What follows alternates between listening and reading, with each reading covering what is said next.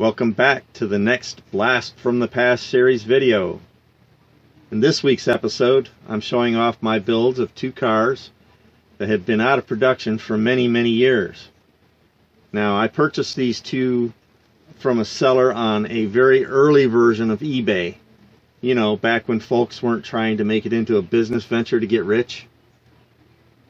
Both of these were basket cases when I got them, and of course they had to be repaired and rebuilt. Now, first up is the 71 Chevrolet Impala. That's the one on the left. This car is one of my first flirtations with craft paints and is a custom mixed color and applied with one of those original Testors air can airbrushes. You remember those?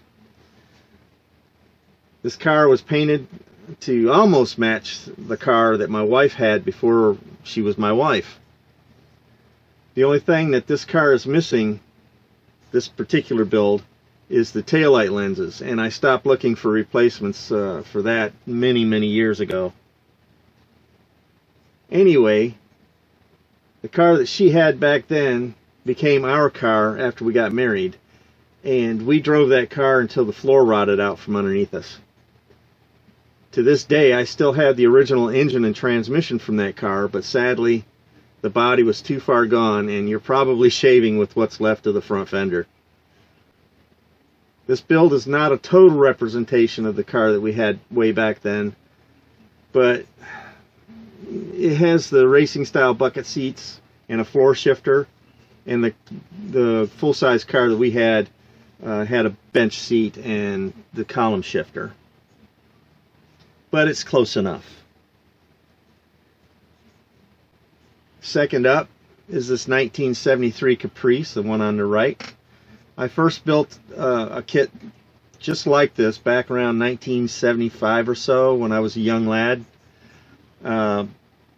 This one was one of the cars that had become lost in the divorce shuffle.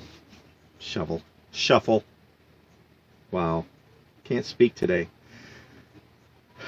The one that I had built back then, I just left it plain plastic, and which was a kind of a brown metallic, much like the one you're looking at right now. When I got this from the guy on eBay, it was a complete wreck. The plastic was in bad shape, and the dash, the front seat were missing. So, of course, I had to paint it, scrounge up replacement parts. They aren't what you would say an equal match, but they do the job. I got the paint as close to the original colors I could get it. If you recall correctly, if you've been around long enough, the original kit of this car came with a trailer, kind of like the more recent release of the 77 Caprice that has the trailer hitch and a single car trailer. And I think it was based on probably based on the same mold. They just did a different body or something. I don't know what changes they made, but this originally came with that same setup. Unfortunately, when I got this car, it didn't have the hitch or the trailer, and it didn't have any signs that the hitch was ever attached to the bottom side of the car.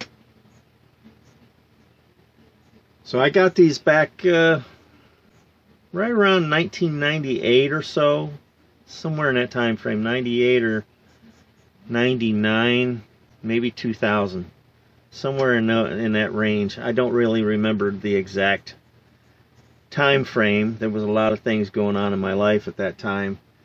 I was stationed in Norfolk, Virginia. I had left one command, went to another, blew out my knee on an 8.5 mile run, got shuffled to another command. I sat at a desk for 11 months, then I got shuffled off of that into another command. It was a nightmare. Those years were just one problem after another. But I ended up at a shop repairing the U.S. Navy's rigid hull inflatable boats. Those were, well, when I was working on them. The originals were 24 foot, and then the replacements were 7 meters. So I was in that neighborhood of the 24 foot, 7 meter kind of switch out. And you know, that job was very educational, to say the least. I learned a lot about doing fiberglass and gel coat work, as well as how to patch an inflatable sponson, and how to change those sponsons out when they came into the shop and were so bad that they just could not be repaired. It was hard work, but it was well worth it. I learned a lot, had a blast, and well, there you are. Well, another Blast from the Past video is complete. I hope that you enjoyed sharing the history of these builds. If you did, go ahead and click that thumbs up, hype, and share buttons. All of that tells the YouTube algorithm that folks like my content.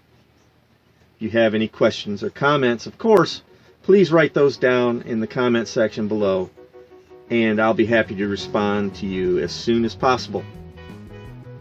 Be sure to follow me on Facebook, or you can drop me a line at scaleautoguy@gmail.com with anything that you would like to talk about. You can share pictures with me, share stories with me. I can share stories with you. It's a good meeting place. If you want more videos like this one, make sure to hit that subscribe button below and ring the bell so that you'll be notified of my next upcoming videos. Thanks for watching another Blast from the Past video from me, Scale Out a Guy's Workbench. And I'll see you on the next Blast from the Past.